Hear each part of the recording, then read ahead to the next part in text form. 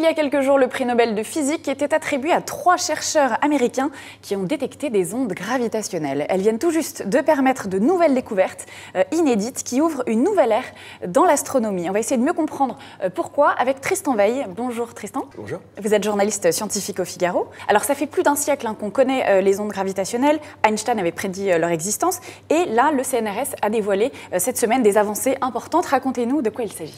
Alors en fait, les ondes gravitationnelles ont été détectées pour la première fois en 2015. Elles avaient été prises il y a un siècle, mais elles viennent d'être découvertes. On a observé 4 ondes gravitationnelles qui avaient été liées à la fusion de 2 trous noirs. Et là, pour la première fois, c'est un autre événement cosmique qui a donné lieu à ces ondes gravitationnelles, c'est la fusion de 2 étoiles à neutrons. Les étoiles à neutrons, c'est pas vraiment des étoiles, c'est des restes d'explosion d'étoiles, des cœurs très denses, qui font une dizaine de kilomètres seulement de diamètre, et qui contiennent la masse d'un soleil. Si on prenait un cube de 0,1 mm de côté, il contiendrait la masse de la tour Eiffel, pour vous donner une idée de la densité de ces objets. Quand ces 2 objets se rapprochent, ils tournent très rapidement l'un autour de l'autre, et ils se mettent à fusionner.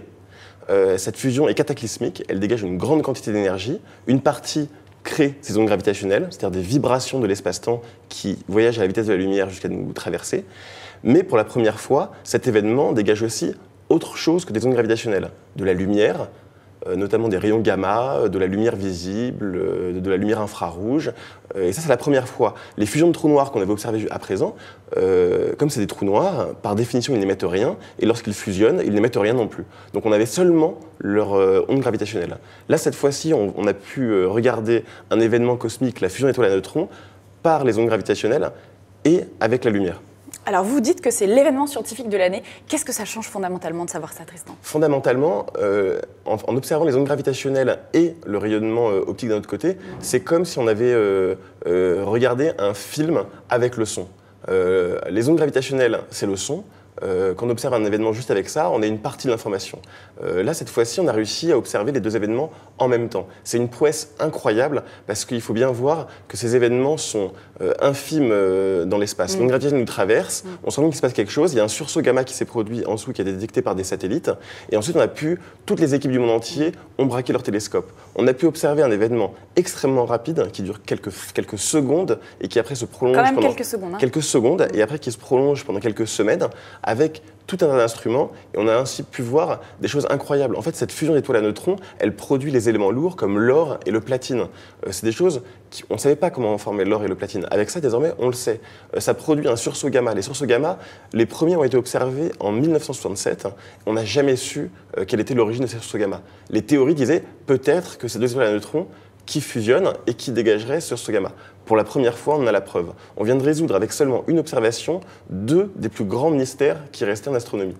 C'est ça, toute la magie de cette nouvelle découverte, c'est cumuler les ondes gravitationnelles avec l'optique pour faire des découvertes absolument incroyables. C'est un nouvel œil sur l'univers.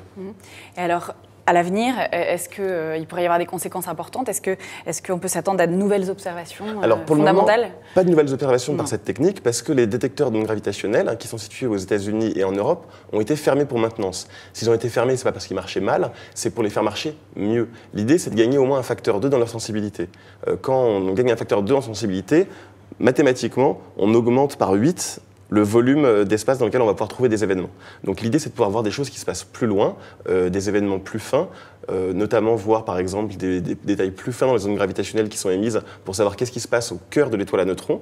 Quand elles se rapprochent, elles vont se déformer. Cette déformation doit s'inscrire dans les ondes gravitationnelles. Pour l'instant, on n'a pas réussi à observer ça. On peut aussi observer des explosions d'étoiles, ce qu'on appelle une supernova. Ça se produit beaucoup moins fréquemment, mais ça pourrait émettre des ondes gravitationnelles.